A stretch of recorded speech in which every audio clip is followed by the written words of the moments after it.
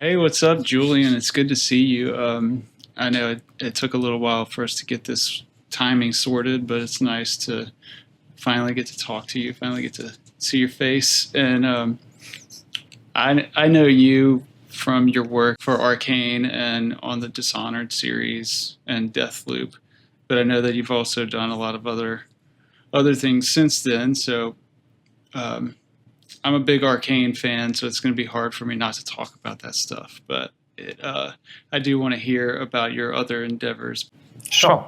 Nice to meet you as well, either way. Yeah, sure. It's been a while since we followed each other on air. For sure. It's good to put a face on Agreed. on that nickname. So yeah, I'm Julien, and I've been doing games for something like 10 years now. I started in 2015 at Arcane on Dishonored 2 as a QA. And before that, I had an internship, like a small thing in a mobile studio. And so I did some QA for 1 year on Dishonored 2 up until the release. And when the moment, the shift of projects was happening at Arcane, I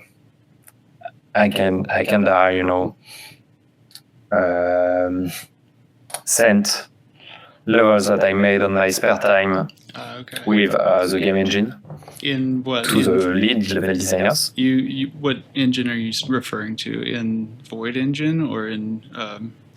Yeah. Okay, cool. Yeah, exactly. With Arcane's own level editor, because it was like for me, a way to prove that I was able to, adapt to that engine and to show that I found some ways to achieve some stuff. Like my level was far from perfect. Actually, When I had that interview afterwards, that was a bit informal, but I had an interview still for that role afterwards, and they kind of did some sort of feedback session, for the map, and it was mostly it's bad, but there's this bit and this bit that are kind of okay, and that show that you've got some ideas on something to bring to the table potentially. Yep. So we're gonna trust you with that, and we're gonna, try it for Dishonored Deathloop Level. That's cool. So cool. Yeah, that's right. That's great. But something like that could happen in such a studio, it was kind of organic the way it all played out. I didn't expect it to go that well, to be honest. But yeah, great people that gave me a chance, and I took it. And on Dishonored Deathloop Level, it was a great assignment because the map I was in charge of was the Royal Conservatory, which was already there in Dishonored 2, Right. but it was like a map to revamp, kind of, with a change of scale, a layout that's completely different. And that was interesting to bring a new version, but within a shell that was already existing for a newcomer, to that department. It was unbelievable. Right. I remember you sharing some imagery. It's got like the big kind of drop claws that block off certain areas that you were able to explore in the original game, but now you had to think differently to approach the level in a different way. Exactly, yeah. It was a very, kind of blocky looking, actually, because it was just big tarps, blocking out the space. Right. But, in the story, it makes sense because like cleansing the place from the witches.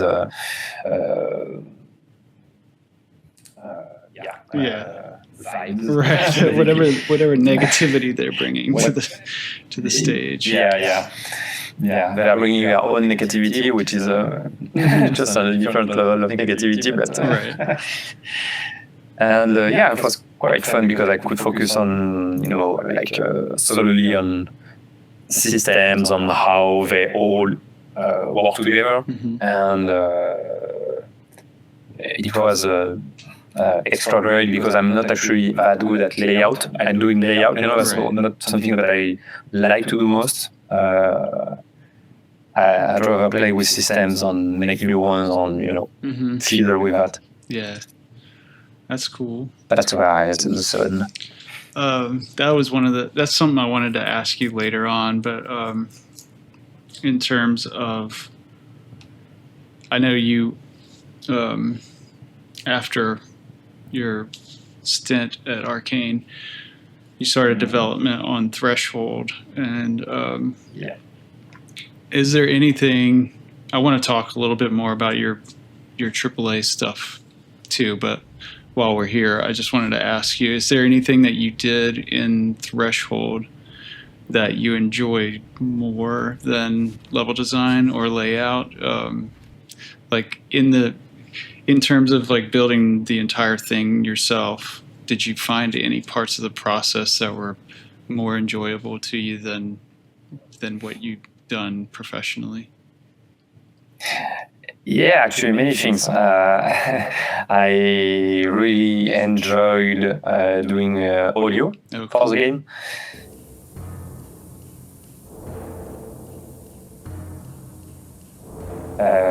It was done in a super scuff way, it was in Audacity. I did the whole thing in Audacity, no F mode, no wise.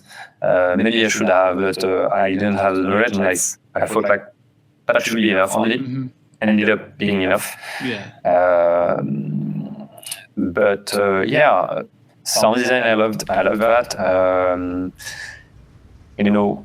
Visual direction on giving, staging with building up tension, on playing with cameras, on that kind of stuff. I love that. It's hard to do in an FPS, Sure. to be honest. That I tried. I tried to bring some big, climaxes and playing a lot with I wanted to tell you that my experience with Threshold, the pacing was so good. I always felt like there wasn't too much space between objectives, and it always felt like what's the word I'm trying to use? Everything felt critical to progression. But I know I've heard you talk since then. I listened to to your interview with Dead Forge, or not Dead Forge, Quad Damage.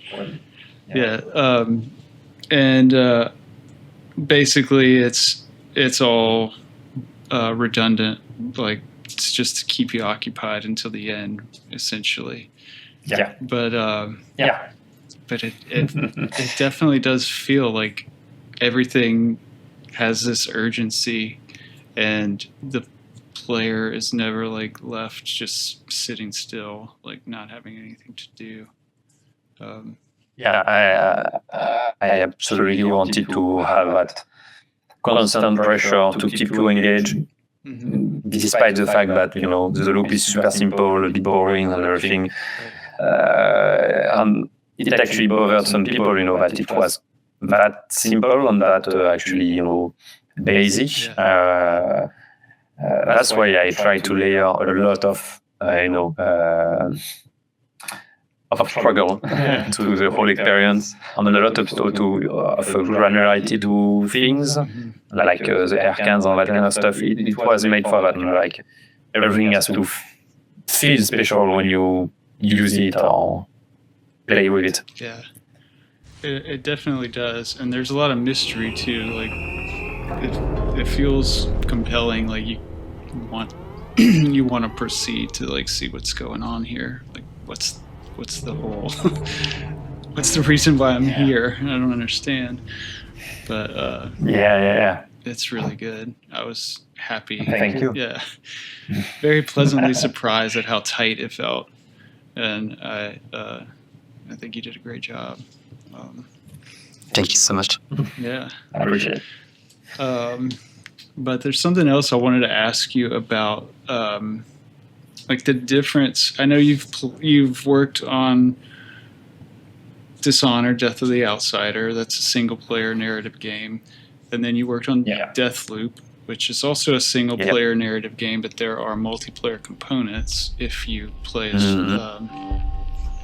Julien. Is that her name, right? Juliana, right. And then you've also worked at Crytek on Hunt, which is an excuse me, on Hunt, which is a multiplayer focused game. Yeah. So I wanted to ask you what the difference is between designing levels for single player narrative experience versus designing levels for multiplayer centric games, and how they relate and how they're different and how you approach them differently. Well, I would say that the multiplayer map making is a bit more unforgiving, especially when you are playing games with tight illustrations that are supposed to be tight and precise, and everything has to be there's not so much room for, I wouldn't say organic, because there's a lot of organic elements in Hunt, but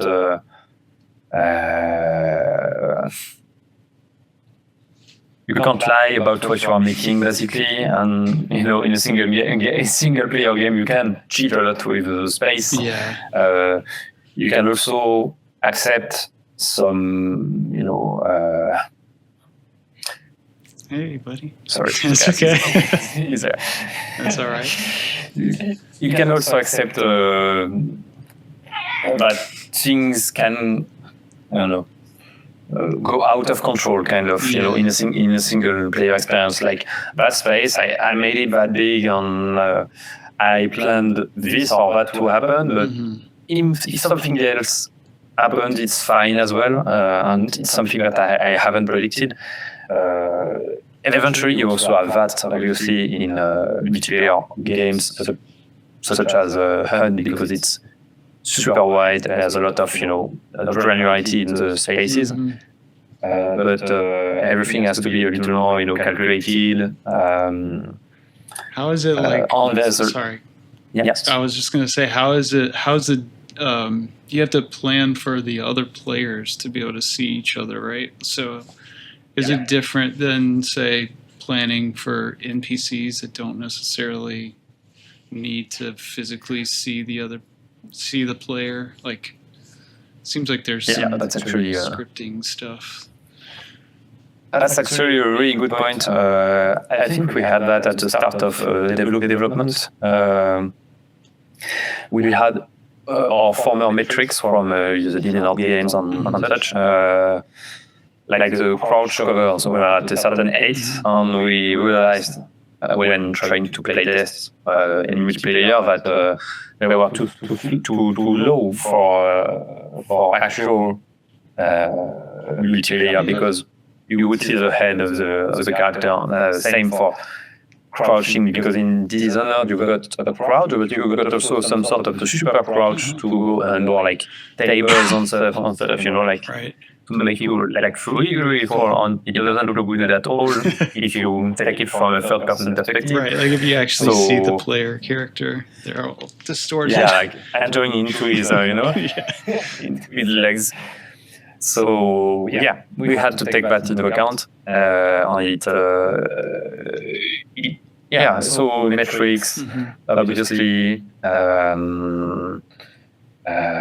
So where you play with AI, narrative as well. Same, obviously, narrative is way less heavy usually in multiplayer games. Right.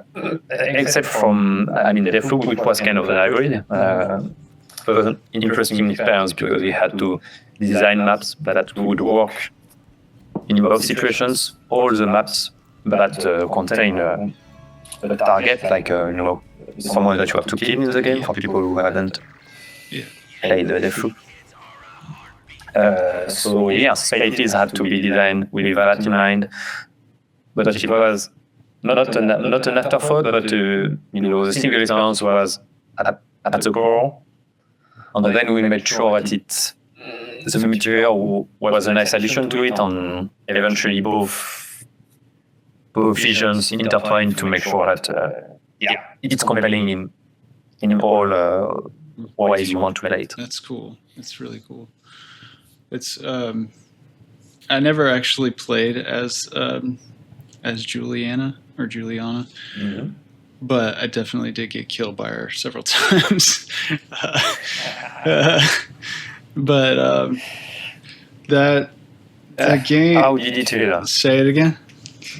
How did it feel to you? It was great. I mean, it felt like I don't know if you're a fan of the Souls games, like the FromSoft Souls series, but it definitely felt like being invaded by an invader, and I think that's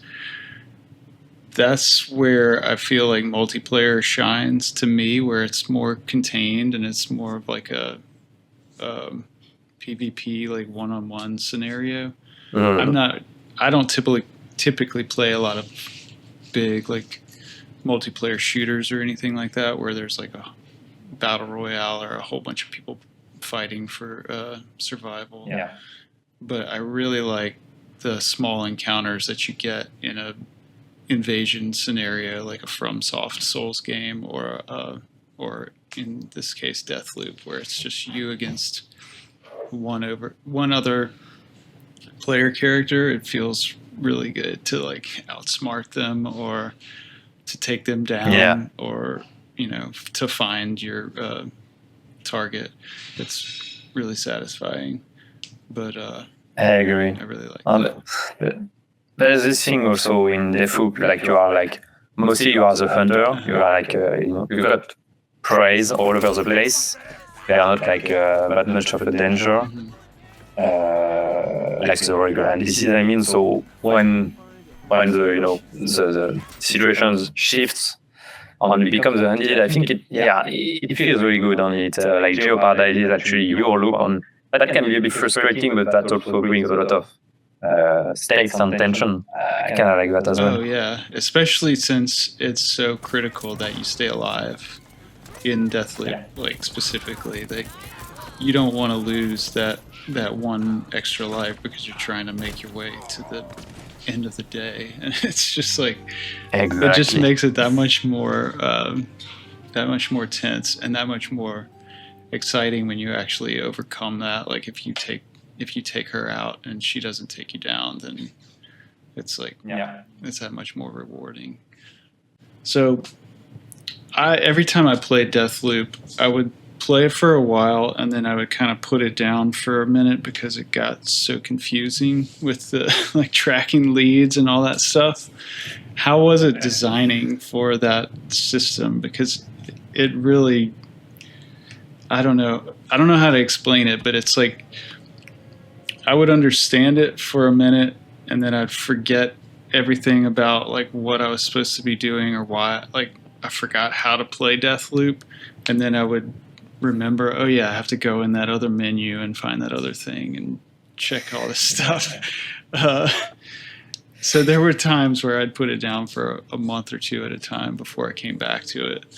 Okay. That's a dangerous thing to do. How was it trying to piece all those like critical information points in the level design? So it was a work that was mostly done by Dana Nightingale. Right. I guess you know her. She's now campaign director since actually Deathloop. Very talented. Yeah.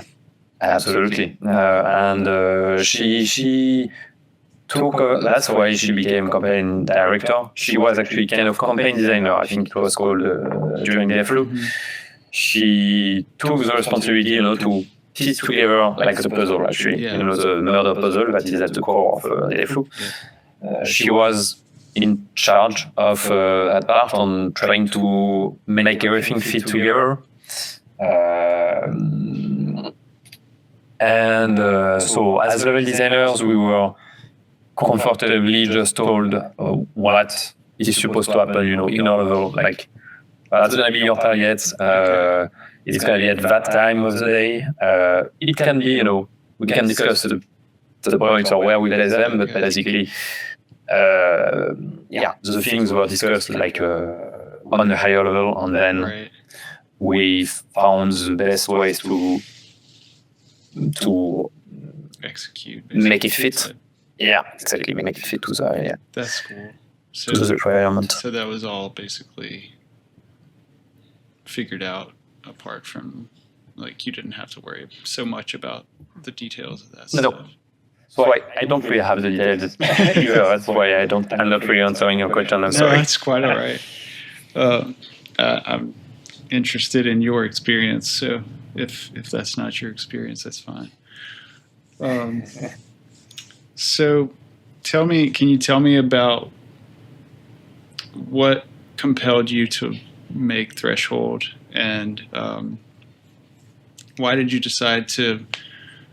I know from personal experience that making indie games is really hard, and I've been trying to make a game for quite a while now, and I still feel like I'm stuck in the mud. What was it like, or what motivated you to make Threshold? And can you tell me a little bit about, like, the process of, like, making the decisions that you did to scope it the size that you made it? I know it's only like an hour or two long.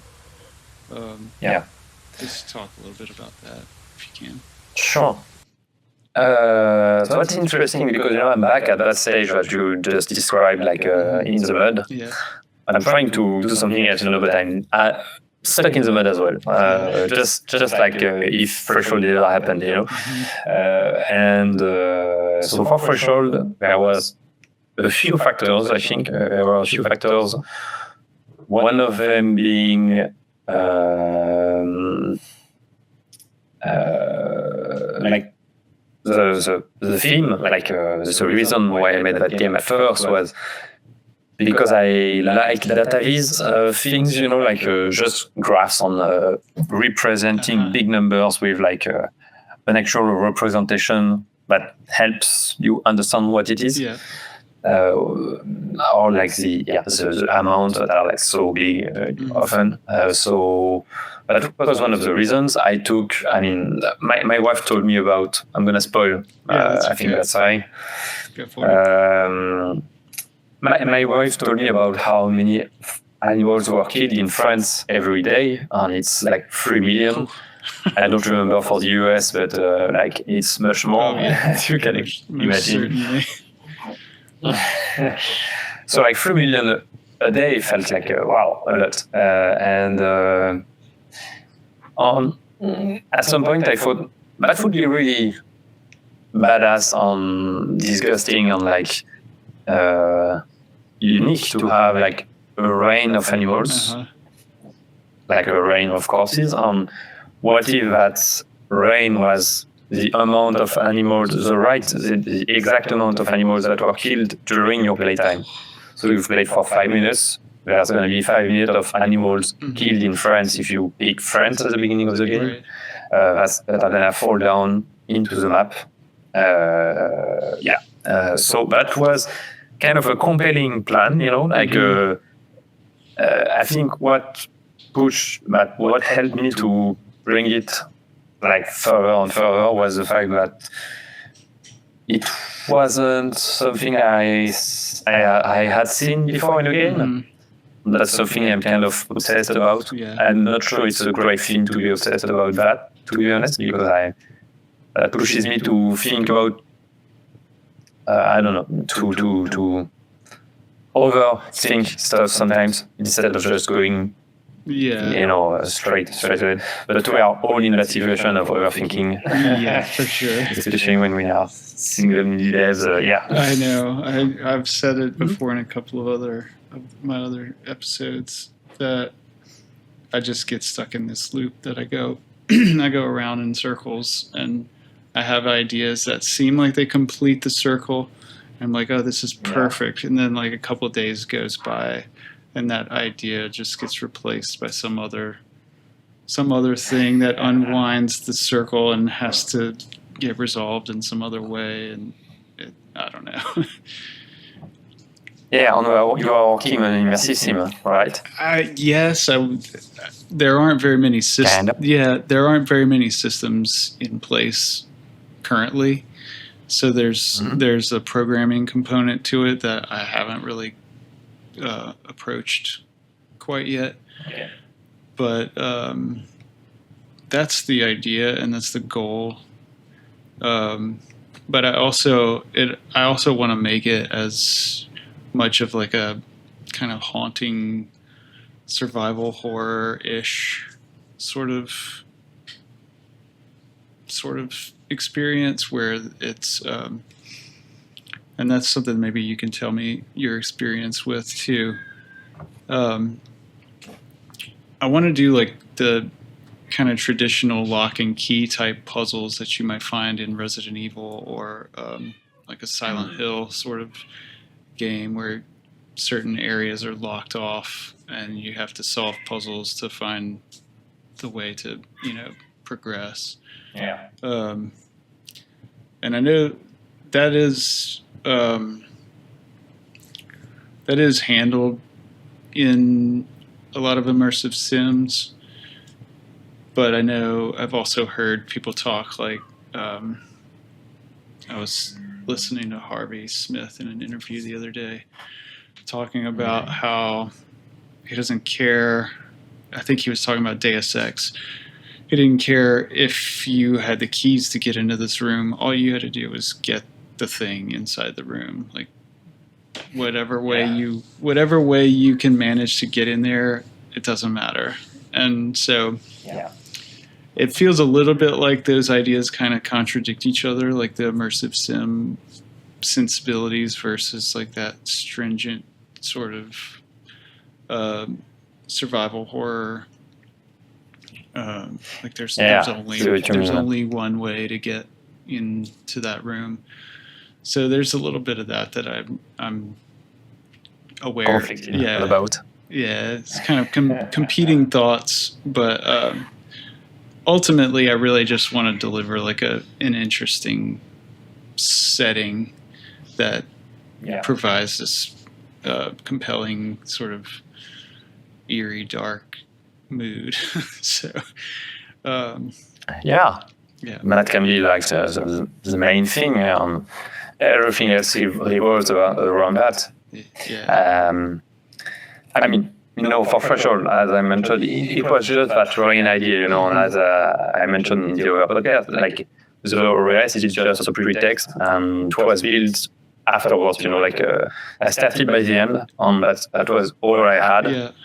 So I think that's fine to, no matter the way you take it, there's like plenty of ways to plenty of,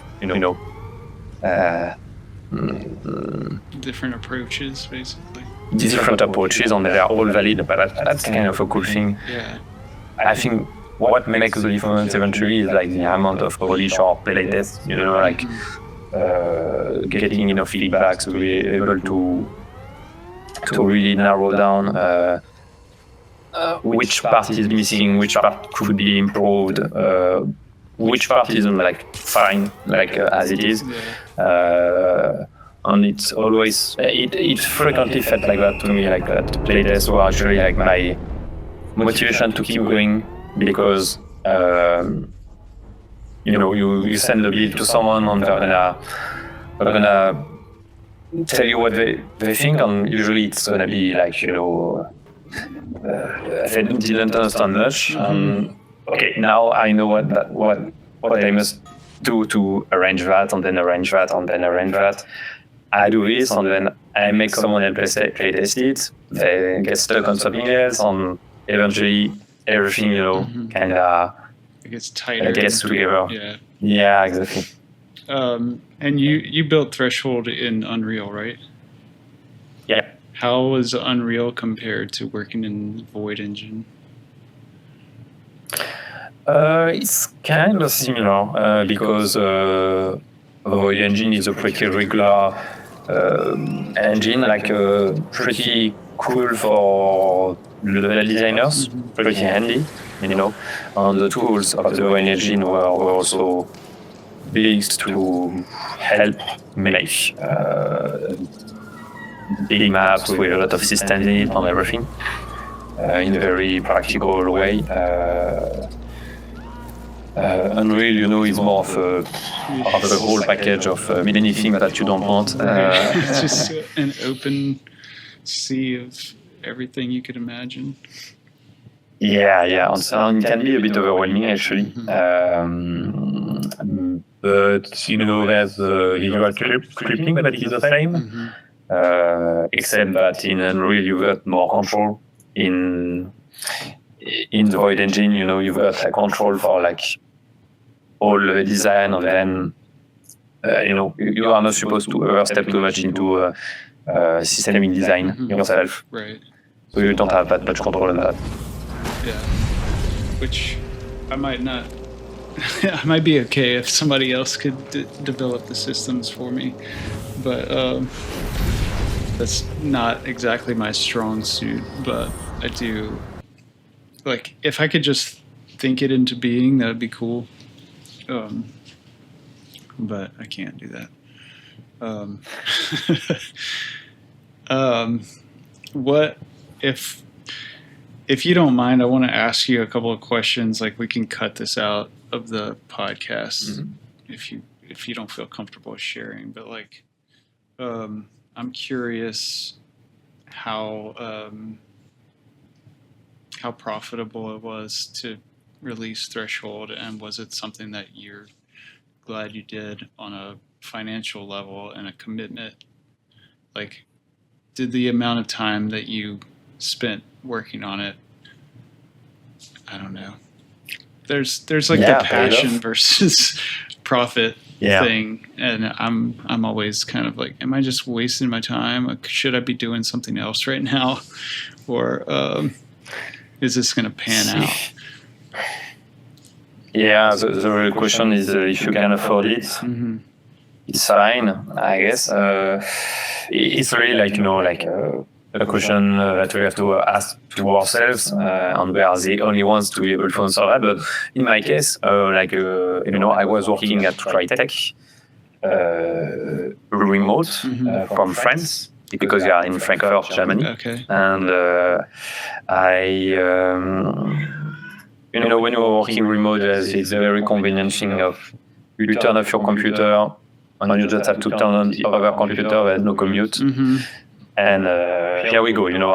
One more hour of game dev, but it's on my project, and that's it. And then I'm not finishing my day too late or too early. But I was so passionate that usually I woke up way earlier than the start of my day job to be able to go forward with it.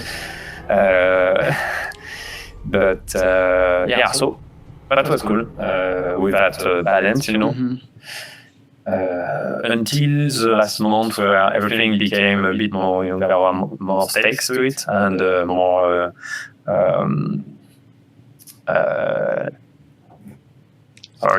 things that had to go faster, basically. And it became a bit exhausting, stressful, and I'm an anxious person, so it was a bit harsh, the last few months.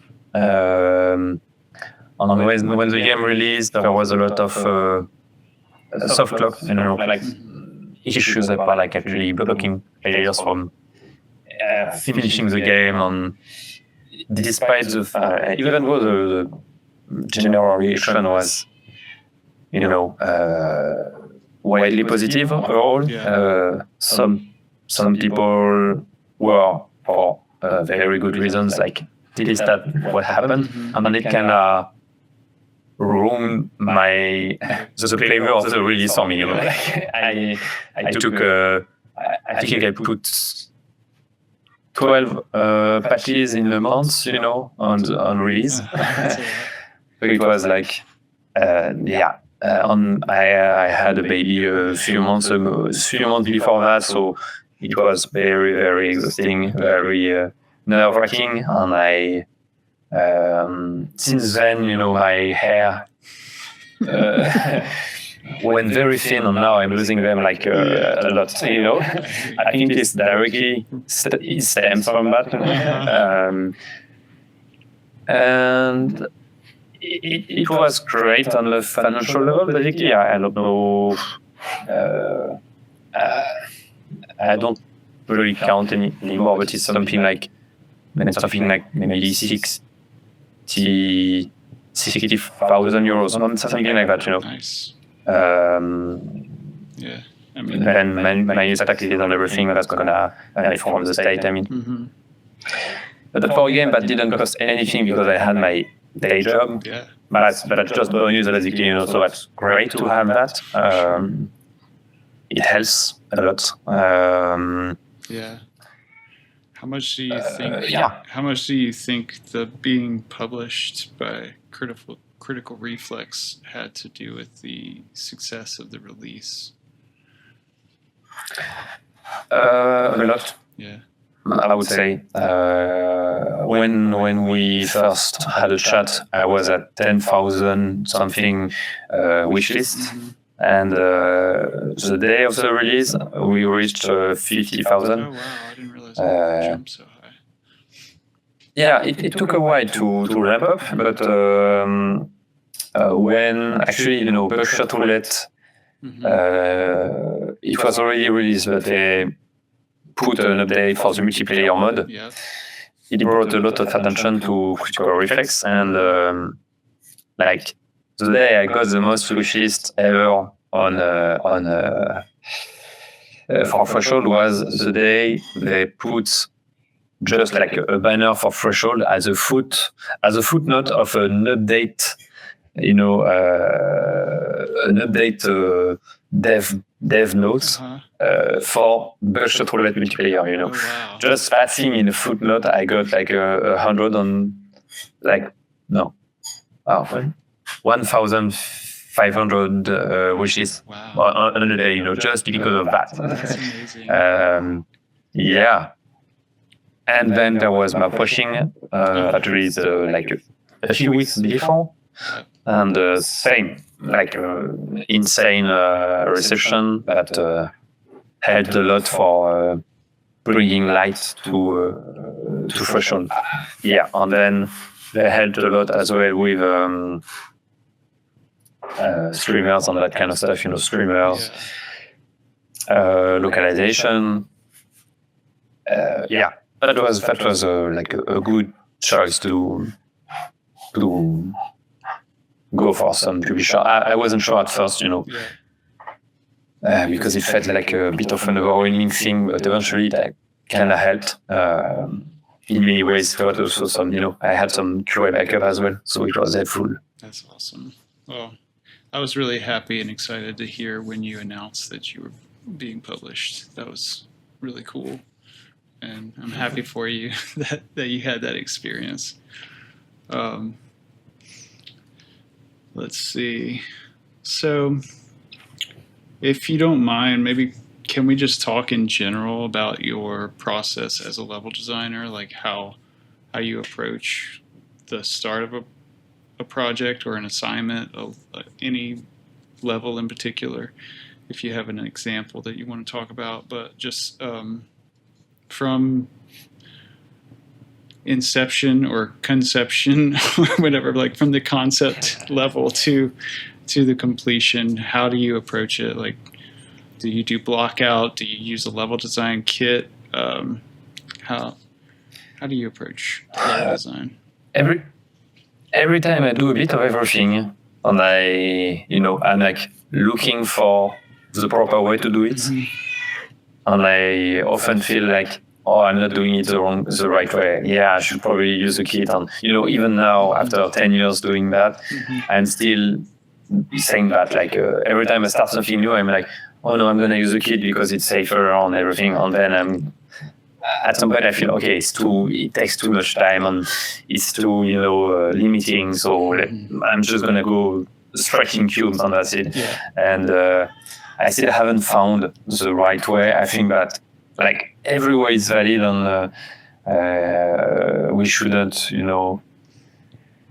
put that much pressure on trying to have like one pipeline. Some people can do that. I can't because I'm a bit too chaotic in my way of working. Yeah.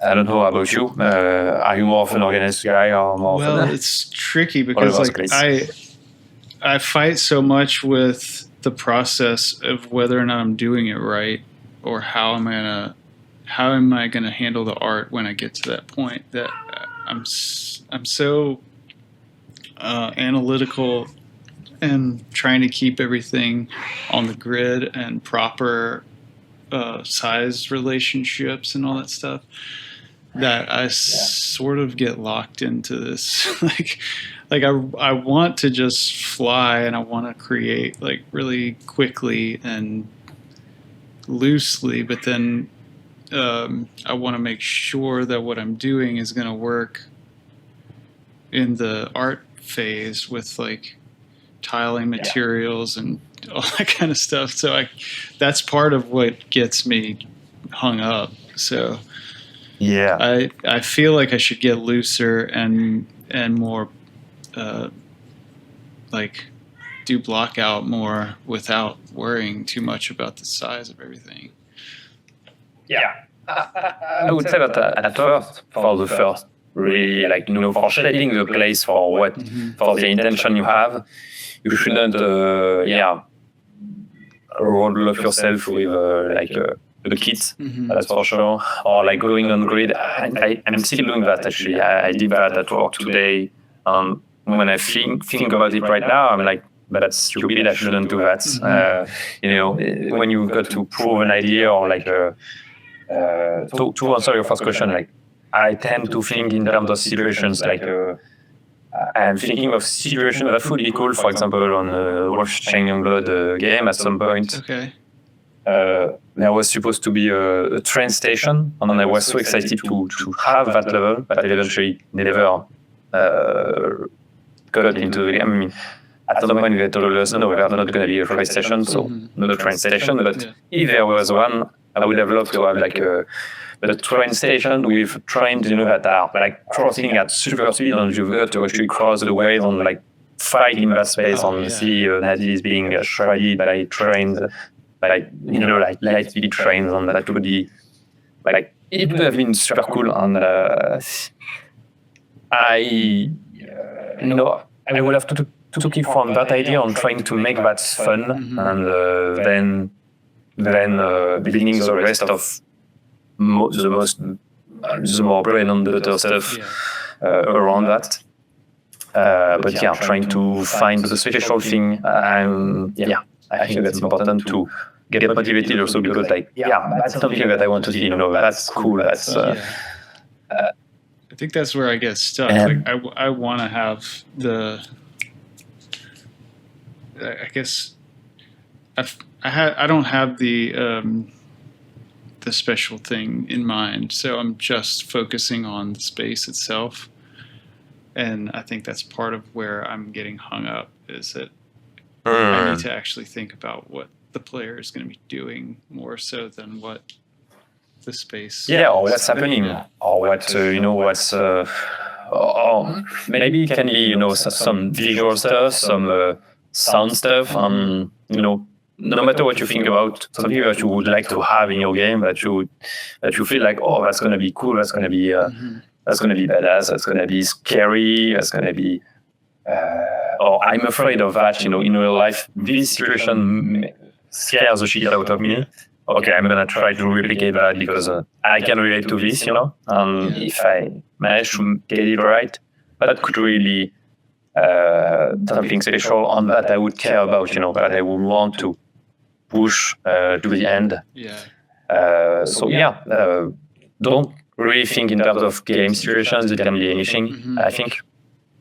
That would be just an advice. I'm sure you probably saw Kojima's tweet recently where he said something like, I don't play any games. I play like one game a year, and I take influence from like all these other different genres or different media.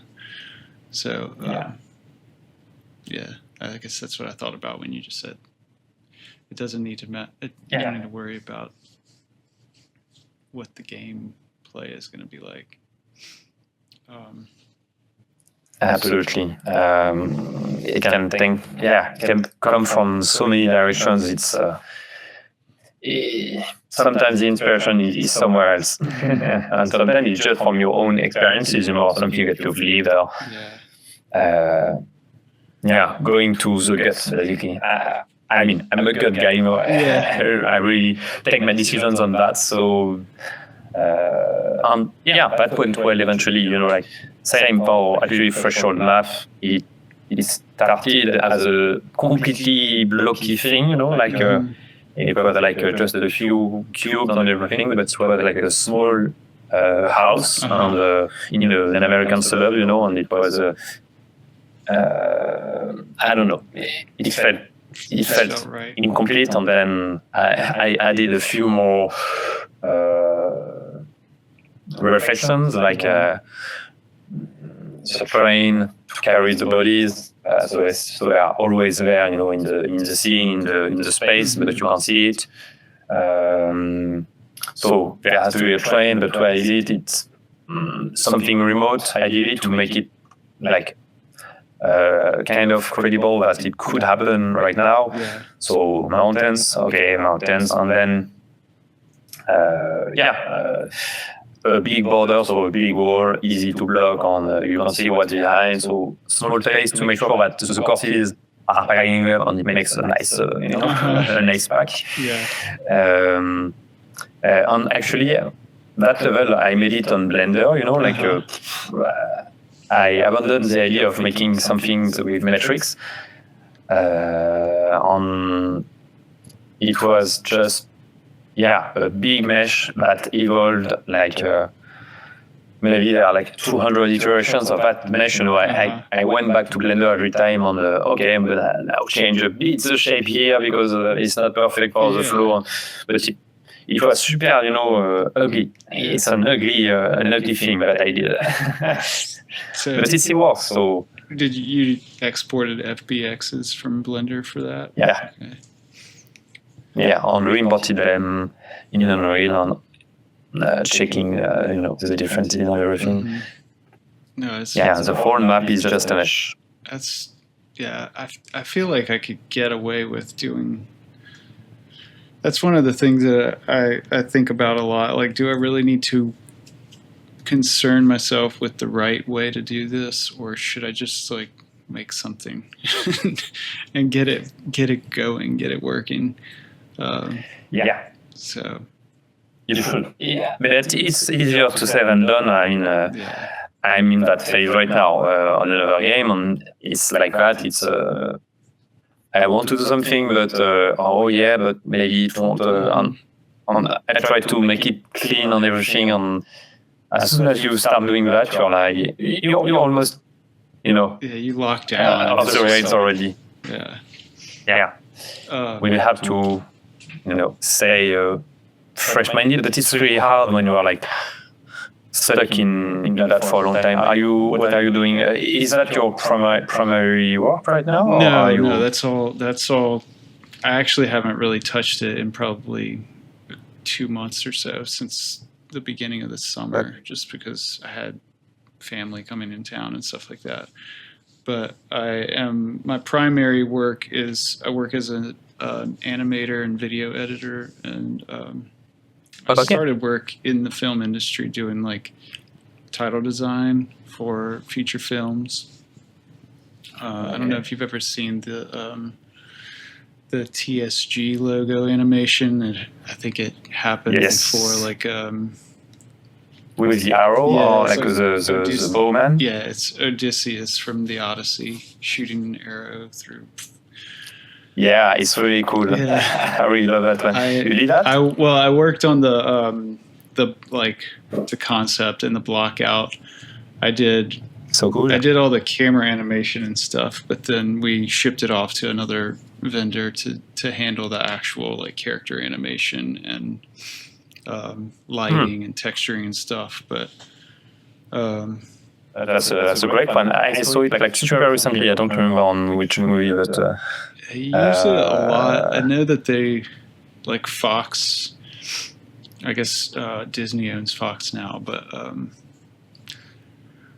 Ridley Scott. I know the first movie to feature it was, I think it was either Dawn of the Planet of the Apes or what was the other one? The one with Ben Stiller. Museum. No. The museum. No, it was Walter Mitty. Yes, Walter Mitty. Yeah. Okay. So those two were the first two, and then I think it Exodus, the biblical one from Ridley Scott. Anyway, all that to say, that's very cool. I mean, that's the first thing people see in a movie, you know. And that one has a great vibe. I really loved. It has a weird atmosphere. I really like that one. I have to. I can't take full credit for like conceptualizing the idea. I worked for a brilliant title designer named Richie Adams, and he gave me my first job in the industry, so I have him to thank for that. But anyway, that's where I started. Now I work primarily in like advertising and commercial work like that. So that's what I do during the day, and then at night, if I have enough energy, I'll get up out of bed and come and sit at my computer for 2 hours or so and try to get something going, but it's been a little bit slow lately, to be honest. That's okay. But yeah. For sure, at moments like that, also when I didn't feel, when I didn't have juice anymore, that's okay to slow down and just, just when you have ideas, write them down somewhere on they're gonna pile up at some point, and eventually you might, be hyped to get back to it. Yeah, I have notebooks all over the place. It's just weird because all the ideas live in different places, and I don't know if they all connect. So I have to wrangle them all together and figure out which ones still have validity. But it's funny because now I've had a few more thoughts that have come up to try and simplify the core concept of the game, and having a little bit more time away from it gives me a little bit more perspective, and I feel like I can simplify it a lot more and make something that's maybe a shorter game and has a bit less fluff and I don't know. Yeah, that's a good thing to start to think like a customer experience. Like for sure, was that at first it was like meant to be a 5-minute game, with just 5 minutes as a pretext, and then the rain, and it was enough. But then it felt like a kind of a joke, or like a. Like it didn't I don't know if you've heard that in the US, but this thing like to warn people of not driving too fast, paid by the government on saying like a PSA, a public service announcement. Yeah, exactly. Yeah.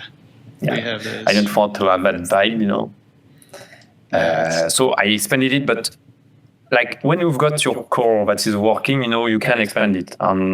You've got to find that thing. It can be many things. As I mentioned, mine wasn't even gameplay. It was just staging a moment. Yeah. Mine started from a very simple idea, and the more I explored it, it got a little bit more complicated. But the idea was sort of similar when I saw you post your pictures of Mo, and I think you were like, "This is the first character I've ever animated." It's the initial concept for my game was that you would be playing as an old man, like an old janitor or like a maintenance man. So not a whole lot of natural physical ability. Some coming from a place of you're kind of just this old dude, and you don't have a whole lot to work with. Yeah, that's an interesting take.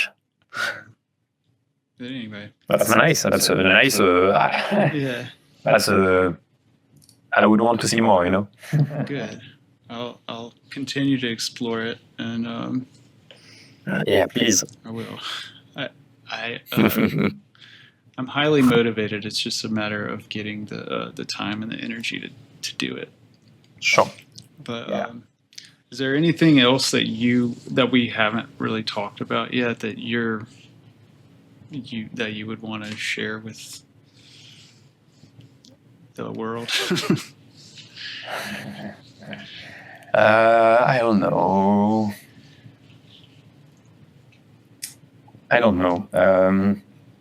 Yeah. Now I've got that thing, of survivor bias, or Mhm. there's not that many games that get as successful as Threshold. I mean, I'm not someone like very renowned or anything, so I didn't expect that to happen. It's hard to picture my path as a thing that as is super easy, or I don't know. Yeah. Sorry, it's a bit messy, but No, it's hard to describe. But still, I think it's important to have a bit of hopes and a bit of try and have fun with your passion, as long as it's not becoming too draining, and also not. I think it's important to remember at all times, and I should say that to myself, to not put too much pressure on you, because it won't help at all. Better do things dirty and try to find what you are looking for, what you were looking for in the first place. And if it works, then what could it be? Like, how far can it go? Yeah. So. And make a lot of playtests. Yeah. It's a great contributor as well. For sure. I did want to tell you one thing. You mentioned being from Lyon, and I wanted to mention that when I was a kid, I was probably in I don't know, 5th grade or something like that. Mm-hmm. We had some exchange students from Lyon come and stay with my family, so I knew I knew of Lyon before I heard of Arcane or knew that you lived there. That's so cool. But yeah, my older brother was in French in high school, and I think one of somebody from France wanted to come and stay in the U.S., and we hosted them to live with us for the summer. It was pretty cool. Are you in Baton Rouge or New Orleans? Baton Rouge. Yeah. Baton Rouge. We say it like some dirty Americans. They always say Baton Rouge. Baton. So, but anyway, well, it was a pleasure talking to you. I hope it wasn't too rambly or. No. I don't know. That was cool. It was an interesting interaction, I think. Yeah, I enjoyed it, and I'd be happy to do it again sometime. Likewise. My plan is to keep this going as long as I can. As many people want to talk to me about game development, I'll keep on doing it. So, I look forward to seeing what you do in the future. And for anybody that's watching this, I'll post a link to Threshold in the description below.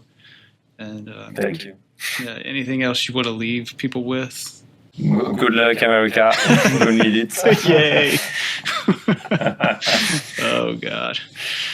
Thanks for the luck. We need it. All right. Well, it was a pleasure talking again.